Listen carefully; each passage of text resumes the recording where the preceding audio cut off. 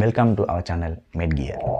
இன்றைக்கி நம்ம மெட்கியரில் என்ன பார்க்க போகிறோம்னா எக்யூட் ப்ரோங்கைட்டிஸ். எக்யூட் ப்ரோங்கைட்டிஸ் என்ன? ஒரு கடுமையான மூச்சுக்குழாய் அலர்ச்சியை தான் எக்யூட் ப்ரோங்கைட்டிஸ் என்று சொல்லுவோம். இப்போ இதில் இன்ட்ரடக்ஷன் பார்ப்போம். எக்யூட் ப்ரோங்கைட்டிஸ் எப்படி வருதுன்னா ப்ரோங்கியல் இன்ஃப்ளமேஷனாலாம் வருது. இன்ஃப்ளமேஷன் என்ன? அலர்ச்சி. எப்படின்னா மூச்சுக்குழாய் இருக்குது தானே, ப்ரோங்கியோல்னு சொல்லுவோம். இந்த மூச்சுக்குழாயோட மெம்ப்ரெயின், அந்த மெம்ப்ரெயின் என்ன செய்யும்னா வெளி ஃபாரின் மெட்டீரியல்ஸ் வந்து சேரும். அப்படி சேர்றதால அந்த மெம்ப்ரெயினில் என்ன நடக்கும்? ஒரு இன்ஃப்ளமேஷன் வரும். அதுதான் ப்ரோங்கைட்டிஸ்ன்னு சொல்லுவோம். இப்போ இது ஒரு மோஸ்ட் காமன் டிசீஸாக இருக்குது. இப்போ யூஎஸ்ஏயில் எடுத்த கணக்கின் அடிப்படையில் பார்த்தா 20-40% ஆஃப் பீப்புளுக்கு ஒவ்வொரு வருஷமும் இந்த ப்ரோங்கைட்டிஸ் நோயால் என்ன செய்கிறாங்க? பாதிக்கப்படுவாங்க. இப்போ பேஷண்ட் கம்ப்ளைண்ட் சிம்டம்ஸ் பற்றி பார்ப்போம். ஒரு பேஷண்ட் வந்து அவங்களுக்கு இருமல் இருக்குது, வறண்ட இருமலாக இருக்குது, அடுத்தது இருமலோடு சேர்ந்து சளி வருகுது. அப்படி என்னாங்கன்னா அடுத்தது செஸ்ட் பெயின்னு சொல்லக்குள்ள நெஞ்சு நோவுது, நெஞ்சு சோர்வாக இருக்குதுன்னு சொல்லுவாங்க. அடுத்தது வீசிங், அவங்களுக்கு தொடர்ச்சியாக வீசிங் அரிக்கும். அடுத்தது அவங்க மூச்சை வெளிவிடுற டைமில் விசில் சவுண்ட் வரும். அடுத்தது அவங்க சோர்வாக இருப்பாங்க. பேஷண்ட் எப்படி இருப்பாங்க? கடும் சோர்வாகவும் டயர்டாகவும் இருப்பாங்க. அடுத்தது மைல்டான அளவுக்கு ஒரு ஃபீவர் இருக்கும். அதோடு சேர்ந்து தொண்டை பார்த்தோம்னா கரகரண்டு சவுண்ட் கேட்க மாதிரி இருக்கும். அடுத்தது ஹெட்டேக் இருக்குதுன்னு சொல்லுவாங்க. அடுத்தது இந்த நோயோட எத்தியாலஜியை பார்ப்போம். எத்தியாலஜி என்ன? இந்த நோய் வர்றதுக்கான காரணிகள் மெயினாக ஏபி, அதாவது எக்யூட் ப்ரோங்கைட்டிஸ் வர்றதுக்கு காரணமே வைரஸ் தான். 90% ஆஃப் ப்ரோங்கைட்டிஸ் வைரஸாலாம் வரும். இன்ஃப்ளூயன்ஸா வைரஸ், அடுத்து ரைனோ வைரஸ், எல்லாருக்குமே தெரிஞ்ச கொரோனா வைரஸாலையும் இந்த ப்ரோங்கைட்டிஸ் வரும். 1-10% ஆஃப் ப்ரோங்கைட்டிஸ் பாக்டீரியாவால் வரும். பாக்டீரியா உதாரணம் பார்த்தோம்னா மைக்கோபிளாஸ்மா, ஸ்டெப்டோகோக்கஸ், அடுத்து ஸ்டெப்டோகோக்கஸ் நியூமோனியா, அப்படியான பாக்டீரியாஸால் வரும். அடுத்தது ஸ்மோக்கிங். ஃபிசிக்கல் காரணி பார்த்தோம்னா ஸ்மோக்கிங்கால் வரும், மெயினாக ஸ்மோக்கிங். அடுத்தது கெமிக்கல் சப்ஸ்டன்ஸ், டாக்ஸிக் சப்ஸ்டன்ஸ் உள்ளுக்கு வர்றது. அடுத்தது dust particles, hot air, foreign மெட்டீரியல்ட அஸ்பிரேஷன். அடுத்தது கெமிக்கல் பார்ட்டிகல் இருக்க ஃபேக்டரியில் வேலை செய்கிறார்களுக்கு அப்படி வரும். அதுலேயும் மெயினாக அந்த ஸ்மோக்கிங் தான். ஸ்மோக்கிங்கில் ஆக்டிவ் ஸ்மோக்கிங் செய்கிறார்களுக்கும் வரும், பேசிவாக ஸ்மோக்கிங்கை இன்ஹேல் பண்ணுறாங்களுக்கும் இது வரும். அடுத்த பாவம் பெதோஜெனசிஸ்.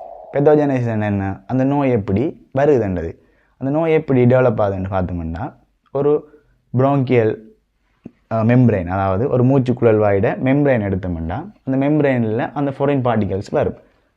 ஃபாரின் பார்ட்டிகல்ஸ் வந்து எடேஷன், அதாவது சேர்ந்து என்ன செய்யும்னா அது நம்மளோட இம்யூன் சிஸ்டத்தை ட்ரிகர் பண்ணுறதால அங்கே கடைசி ரிசல்ட் என்ன நடக்கும்னா இன்ஃப்ளமேஷன் வரும்.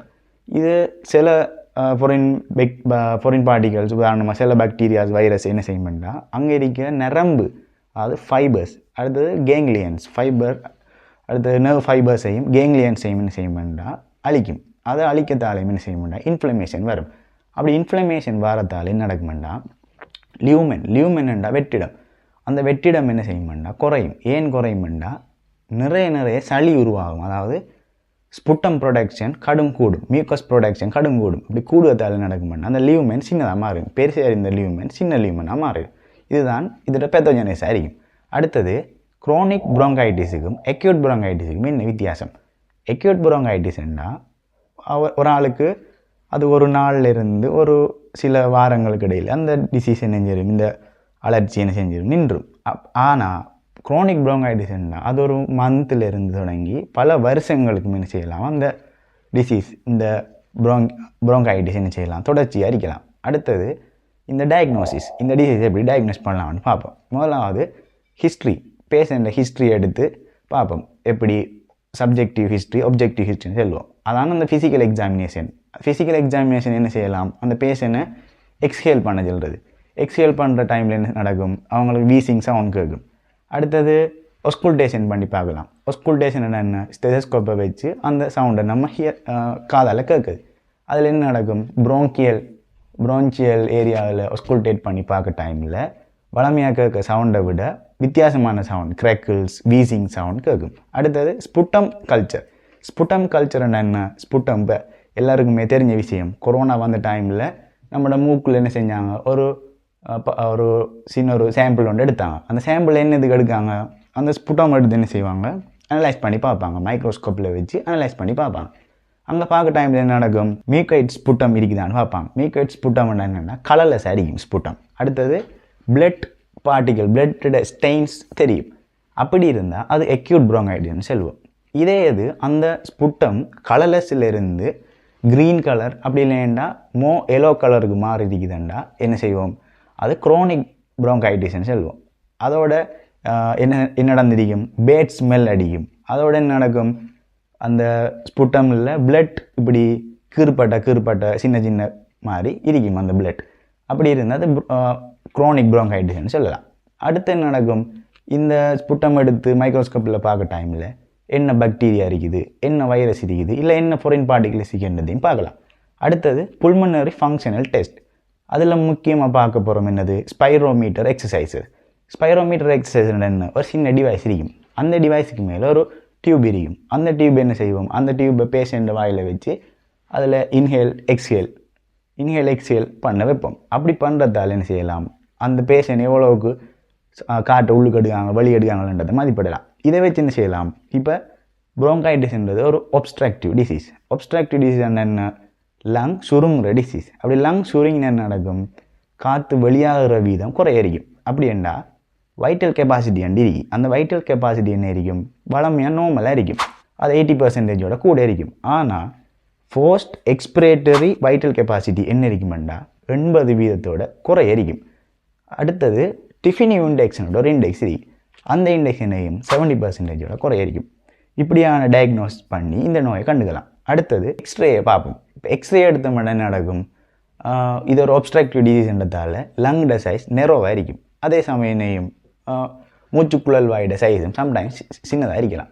அடுத்தது ட்ரீட்மெண்ட் அண்ட் ப்ரிவென்ஷனை பார்ப்போம். இதில் எப்படி ப்ரிவென்ட் பண்ணலாம்ன்றதை முதல்ல யோசிப்போம். முதலாவது விஷயம் என்ன, ஸ்மோக்கர்ஸுக்கு செல்கிற விஷயம் என்ன, நீங்கள் ஸ்மோக்கிங்கை இன்றைக்கு நிப்பாட்டணும். ஏனென்னா ஸ்மோக் பண்ணுறது தான் இந்த டிசீஸுக்கான மெயினான காரணமாக இருக்குது. ஏனென்னா ஆக்டிவ் ஸ்மோக்கர், பேசிவ் ஸ்மோக்கர்னு 2 பேர் இருக்காங்க. அதில் ஆக்டிவ் ஸ்மோக்கர்ன்றது ஸ்மோக் பண்ணுற பர்சனை குறிக்கும். அந்த ஸ்மோக் பண்ணுற பர்சன் என்ன செய்வாங்க, அவங்க ஃபில்டர் பண்ண சிகரெட் யூஸ் பண்ணிட்டு தான் ஸ்மோக் பண்ண போகிறாங்க. அப்படி பார்க்க டைமில் ஆக்டிவ் ஸ்மோக்கரை விட பேசிவ் ஸ்மோக்கர், யார் பேசிவ் ஸ்மோக்கர், அந்த நீங்கள் உடுக புகையை சுவாசிக்க மற்றாக்கள் யார், உங்களோட ஒய்ஃப், உங்களோட பிள்ளைகள் தான். அவங்க தான் பேசிவ் ஸ்மோக்கர்ஸ். அவங்க உங்களை விட கூட பாதிக்க போகிறாங்க. அப்போ நீங்களே உங்களோட பிள்ளைகளை உங்களோட கையாலே நீங்கள் கொள்றதுக்கு இது சமயம். அடுத்தது ஹேண்ட் வாஷ் பண்ணுறது. சின்ன பிள்ளைகள்லாம் என்ன செய்யணும், அடிக்கடி சாப்பிடுறதுக்கு முன் சாப்பிடுறதுக்கு பிறகு அடிக்கடி ஃப்ரீக்வெண்ட்டாக ஹேண்ட் வாஷ் பண்ண பழக்கணும். அடுத்தது மாஸ்க் வேர் பண்ணுறது. மாஸ்க் வேர் பண்ணுறதுல பெரிய இடர்பாடு இருக்குது. ஏனென்னா ஹாஸ்பிட்டல் போகிற டைமில் மாஸ்க் வேர் பண்ணுறது 100% ஆக்க வேண்டிய தேவை இருக்குது. ஏன் யோசிச்சு பாருங்கள், ஹாஸ்பிட்டலில் தான் ஆகக்கூடிய கம்யூனிகேட்டபிள் டிசீஸ் வரதுக்குரிய வாய்ப்பு இருக்குது.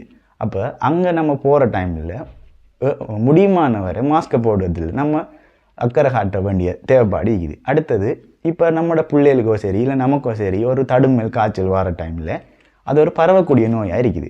அப்படி இருக்க டைமில் நம்ம என்ன செய்யணும், மாஸ்கை வேர் பண்ணுறது முக்கியமான விஷயமாக பார்க்கணும். அடுத்தது இதை எப்படி ட்ரீட்மெண்ட் செய்யலாம், இதுக்கு ஆன்டிபயோட்டிக்ஸை எடுக்கலாமான்னு கேட்டால் இல்லை.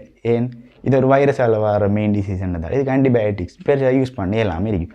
வேறு என்ன ட்ரக்ஸ் எடுக்கலாம்னு கேட்டால் ஆன்டி இன்ஃப்ளமேட்டரி ட்ரக்ஸ் யூஸ் பண்ணலாம். ஆன்டி இன்ஃப்ளமேட்டரி ட்ரக்ஸ் என்ன, இன்ஃப்ளமேஷனை கொஞ்சம் குறைக்கும். அடுத்தது ப்ரோங்கியோடைலேட்டஸ் யூஸ் பண்ணலாம். ப்ரோங்கியோடைலேட்டஸ் என்னது யூஸ் பண்ணலாம், இந்த ப்ரோங்கைட்டிஸ் வரதால் வெற்றிடம் லியூமென் சின்னதாகும். அந்த லியூமென் என்ன செய்யும், இந்த ப்ரோங்கியோடைலேட்டஸ் ட்ரக்ஸ் கொஞ்சம் பெருசாக மாற்றி கொடுக்கும். அடுத்தது கொஃப் மெடிசின் என்ன, இருமலுக்கான மருந்துகள். இருமலுக்கான மருந்துகளில் 2 விஷயம் இருக்குது. ஒன்று, இருமல் வாரது நல்லம். ஏனென்னா இருமல் வந்தால் ஸ்புட்டம் அதை வெளியாகும். அப்படி ஸ்புட்டம் வெளியாகிறதால இந்த ப்ரோங்கைட்டிஸையும் குணப்படுத்தக்கூடிய வாய்ப்பு இருக்குது. ஆனால் சில பேஷண்ட்ஸுக்கு என்ன நடக்கும், அவங்க நைட்டில் அவங்களுக்கு நிறைய கொஃப் வர வாய்ப்பு இருக்குது. அப்படி அவங்களுக்கு நைட்டில் நிறைய கொஃப் வந்தால் என்ன நடக்கும், அவங்களால ஒழுங்காக படுக்க இயலாது. அடுத்தது அது பெரிய பிரச்சனையும் உண்டாகும். அப்போ அவங்க கொஃபை குறைக்கிறது சம்மந்தமாக டெஸ்ட்டு அவங்க கேட்கலாம். அடுத்த இம்யூனிட்டி கூட்டுறதுக்கான இல்லை குட் நியூட்ரிஷன் ஃபுட் என்ன செய்யணும், எடுக்கணும். அடுத்தது என்ன செய்யலாம், இப்போ இதில் ட்ரீட்மெண்ட் என்ன செய்வாங்கன்னா சுவாச குழாய்க்குள்ளே டியூப் மாதிரி போட்டு சுவாசத்தை என்ஹென்ஸ் பண்ணுவாங்க. அடுத்தது ஆக்சிஜன் SpO2 செக் பண்ணுற டைமில் 90% குறைய இருந்தால் என்ன செய்வாங்க, எக்ஸ்டர்னலாக ஆக்சிஜன் சிலிண்டரை கேரி பண்ணி போய் அந்த ஆக்சிஜன் சப்ளை பண்ண வேண்டி இருக்கும். அதுக்கு அது எப்படின்னா அந்த டியூப் வந்து மூக்கில் கனெக்ட் பண்ண மாதிரி இருக்கும். இதுக்கு உதாரணமாக ஒரு ஹிந்தி ஃபிலிம் எல்லாருக்கும் தெரிஞ்சிருக்கும், தில் பெச்சார ஃபிலிம். அந்த தில் பெச்சார ஃபிலிமில் வர ஹீரோயின் என்ன செஞ்சுப்பாங்க, ஒரு ஆக்சிஜன் சிலிண்டரை கேரி பண்ணி போய் தான் அவங்க அந்த ஆக்சிஜன் அவங்களுக்கு தேவையான ஆக்சிஜன் அவங்க ஒவ்வொரு நாளும் பெற்றுக்கொள்கிற மாதிரி இருக்கும். ஆனால் அது எவ்வளோ சிரமம்ன்றது அந்த ஃபிலிம் பார்த்து அவங்களுக்கு தெரிஞ்சிருக்கும். ஆகவே நான் சொல்கிற அட்வைஸ் என்னென்னா, ஸ்மோக் பண்ணுறாக்கள் ஸ்மோக்கை விடுகிறதும் இம்யூனிட்டி கூட்டுறதுக்குரிய நல்ல குட் நியூட்ரிஷனையும் எடுக்குதுன்னா இதுக்கு ஒரு சொல்யூஷனாக இருக்கும். இந்த வீடியோ உங்களுக்கு பிடிச்சிருந்தா லைக் பண்ணுங்கள், கமெண்ட் பண்ணுங்கள், சப்ஸ்கிரைப் பண்ணுங்கள். உங்களோட லைக்ஸ் தானே எங்களுக்கு அடுத்தடுத்த வீடியோ செய்கிறதுக்கு ஒரு தூண்டுதலாக இருக்கும். நன்றி.